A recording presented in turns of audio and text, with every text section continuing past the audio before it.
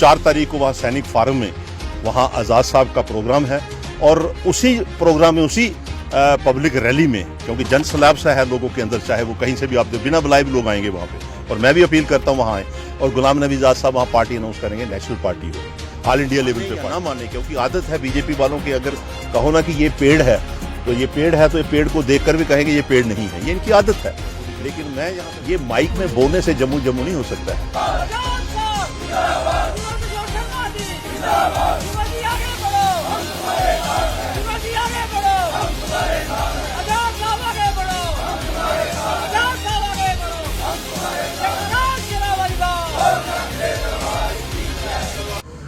जय माता की।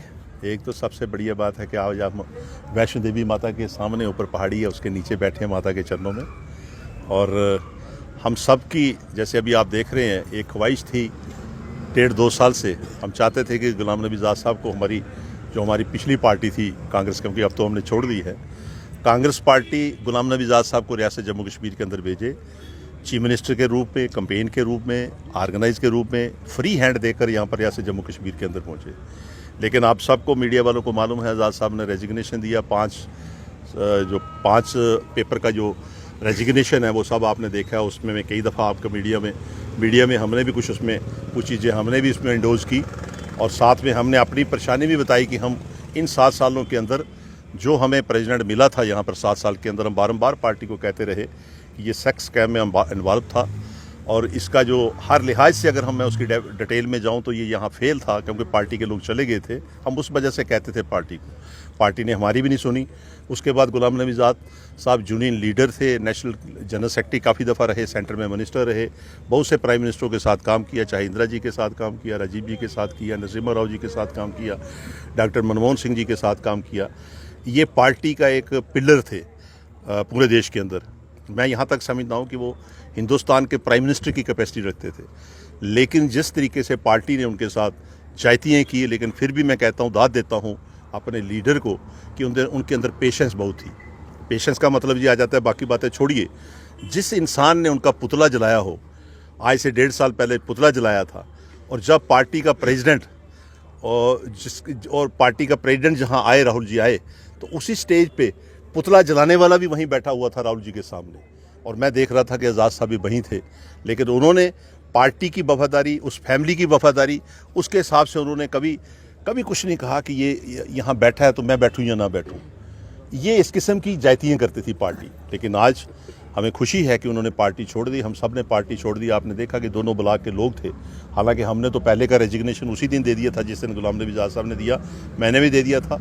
और मेरी एब्सेंट में 4 जो हमारे 5 ब्लॉक हैं, 5 के 5 ब्लॉक जो हमारी 2 कॉन्स्टिट्यूंसियों के, कटरा वैष्णो देवी के और रियासी कॉन्स्टिट्यूंसी के, इन दोनों कॉन्स्टिट्यूंसियों ने 5 के 5 ब्लॉक प्रेसिडेंटों ने उन्होंने रेजिग्नेशन गुलाम नबी आज़ाद साहब के साथ बिना मेरे पूछे दे दिए थे। और उनके साथ सभी लोग इकट्ठे हुए थे। मैं कई दफ़ा दिल्ली में था तो फ़ोटो देखता था आपके द्वारा, मीडिया के द्वारा, कि ये सारे लोग इकट्ठे होकर, चाहे वो कटरा पैंथल है, चाहे रियासी है, चाहे पौनी है, चाहे बुमाग है, उन सब ब्लॉक प्रेसिडेंटों ने अलग विद सब लोगों ने दे दिए थे, और मैंने बिना पूछे दे दिए थे। हालांकि मुझे खुशी है कि जितनी मैं सूझबूझ रखता था, जितनी मैं आज़ाद साहब के साथ अटैच था, लेकिन इन लोगों को भी एहसास था कि रियासी के अंदर गुलाम नबी आज़ाद साहब ने डिस्ट्रिक्ट दी है, कॉलेज दिए हैं, तहसीलें दी हैं, ब्लॉक दिए हैं, सब डिवीज़न दिए हैं। और सबसे बड़ी बात थी, जो लोग हिंदू धर्म की बात करते हैं, उन्होंने रियासी डिस्ट्रिक्ट के लोग अगर उसको समझें या ना समझें, उसको माने या ना माने, क्योंकि आदत है बीजेपी वालों की, अगर कहो ना कि ये पेड़ है तो ये पेड़ को देखकर भी कहेंगे ये पेड़ नहीं है, ये इनकी आदत है। लेकिन मैं यहाँ तक समझता हूँ कि मैंने अपने हाथों से जब आज़ाद साहब से शिवखोड़ी बोर्ड बनाया, बड़ी दिक्कतें थी। हालांकि चीफ मिनिस्टर मुफ्ती साहब थे, उनके सामने मैंने फ़ाइल रखी, आप रिकॉर्ड निकाल कर देखो, उस फाइल को उन्होंने साइड पर कर दिया। आज गुलाम नबी आज़ाद साहब ने वहाँ बोर्ड बनाया, शिवखोड़ी बोर्ड बनाया, वहाँ यात्रा आज बड़ी है, आज यात्रा बड़ी है। और उस यात्रा से मैं समझता हूँ कि आज कटरा को फ़ायदा है, रियासी के लोगों को फ़ायदा है, पौड़ी के लोगों को। मैं इसलिए धर्म की बात जोड़ रहा था कि आज मचेल माता वैष्णो देवी है। हमने वहाँ, कांग्रेसियों ने वहाँ बिल पेश किया था, बिल पास करवाया था बोर्ड का अपर हाउस में, लेकिन लोअर हाउस में गया तो उस बिल का कहीं नाम निशान ही नहीं था। क्यों? कि वहाँ उस वक्त सरकार बीजेपी और पीडीपी की सरकार थी। आज भी मैं आपके द्वारा कहता हूँ, जो लोग धर्म की बात करते हैं, जो लोग पटका डालते हैं, मैं उनको चैलेंज करता हूँ कि जाओ, आज भी ज़रूरत है मचेल माता में बोर्ड बनाने की, बनाओ ना, उसको क्यों नहीं बनाते हो? अगर आप हिंदू धर्म के हो, जम्मू की बात करते हो, जम्मू रीजन के हो, ये माइक में बोलने से जम्मू जम्मू नहीं हो सकता है। तो आज हमें खुशी है कि हमारी रियासत के अंदर जिसको लोग चाहते हैं, जिसको लोग जिन्होंने 2.5 साल के अंदर उनके काम देखे हैं, चाहे डिस्ट्रिक्टें देखी, कॉलेज देखे, तहसील देखी, ब्लॉक देखे, जो सारी चीज़ें देखी थी। आज मैं सबसे बड़ी बात बताऊं कि यहाँ रियासत जम्मू कश्मीर हमारी टूरिस्ट के नाम पे जानी जाती है। टूरिस्ट पिलग्रम्स होगा या जनरल टूरिज्म। आज मुझे बताओ, पिलग्रम के लिए तो शिवखोड़ी बनाया, टूरिज्म के लिए अगर आप देखें श्रीनगर के अंदर किसी ने भी कोई काम किया होगा तो मेरे ख्याल मुगलों ने गार्डन बनाए थे, आज भी वहाँ काम करते हैं। ये वाहिद विजनरी आदमी था Ghulam Nabi Azad, chief minister as उसने टूलिप गार्डन बनाया, जो कि मार्च और अप्रैल में टूरिस्ट नहीं आता था, आज मार्च और अप्रैल में भी टूरिस्ट आते हैं। तो इसी तरीके से मैं कहूँगा कि अगर मैं काम गिनूंगा जम्मू रीजन के, तो वो काम भी आपके सामने हैं सारे, चाहे वो सड़कें ले लो, कॉलेज ले लो, डिस्ट्रिक्ट ले लो, तहसील ले लो, ब्लॉक ले लो, मेडिकल कॉलेज ले लो, ये सारे काम उन्होंने किए थे। तो मैं यहाँ तक समझता हूँ जो आज हमारा फैसला हुआ है, ये तो सब लोग फैसले कर, जो कुछ लोग नहीं आए थे आज उनको भी बुलाया, कल हमने पौनी में रखा है, परसों रियासी। आज ये 2 ब्लॉक्स की थी, जो आपने देखा ये 200-400 लोग आए थे, ये सिर्फ पौनी ब्लॉक के, सॉरी कटरा और पैंथल ब्लॉक के थे। इनके अंदर मेरे से ज़्यादा जोश था। और सबसे पहले तो हमने इनका भी शुक्रिया किया, आज़ाद साहब की तरफ से भी, अपनी तरफ से, कि आपने आज़ाद साहब की हौसला बढ़ाया है। और उसके साथ ही मैंने ये कहूँगा कि यहाँ हमने ये एक फ़ैसला किया, 4 तारीख को उनका आज़ाद साहब को यहाँ आना होगा रियासत जम्मू कश्मीर के अंदर। बहुत से लोग इस वक्त उनका वेट कर रहे हैं, हम लोग भी वेट कर रहे हैं, हमारे लोग भी वेट कर रहे हैं।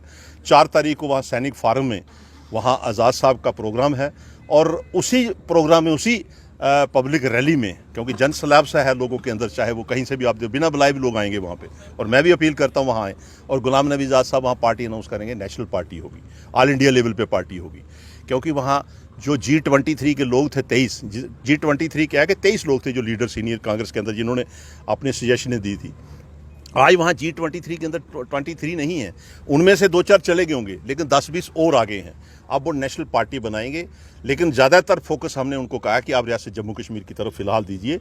जब रियासत जम्मू कश्मीर स्ट्रांग हो जाती है, उसके बाद आप पूरे देश में कहीं पे भी आप कीजिए। और मैं खुशी है, मैं अभी भी देख रहा था कि नेट में, तो अभी मुझे पता चला कि कुछ लोग जो भूपिंदर सिंह हुड्डा, पृथ्वीराज चौहान जी, उसके बाद आनंद शर्मा जी, या पंजाब के जो मनीष तिवारी जी, वो उनके पास अभी 1 घंटा पहले बैठे हुए थे। और मुझे हमें सबको खुशी है कि गुलाम नबी आज़ाद साहब को हम मांगते थे एज ए चीफ मिनिस्टर, लेकिन वो डिपेंडेंट रहते 10 जनपद के। आज वो फ्री हैंड लेकर खुद आ रहे हैं कि आज पावर, जो हम कई दफ़ा कहते थे कोई भी फैसला होगा तो दिल्ली में होगा, आप कोई दिल्ली में फैसला नहीं जम्मू कश्मीर का, गुलाम नबी आज़ाद जम्मू कश्मीर में फैसला करेंगे। तो आज 4 तारीख के लिए आप सबको, जब मीडिया वालों को भी इन्विटेशन है कि आप आओ वहाँ पर, आज़ाद साहब आएंगे, नई पार्टी बनेगी, नई पार्टी अनाउंस करेंगे, हम सब वहाँ जाएंगे।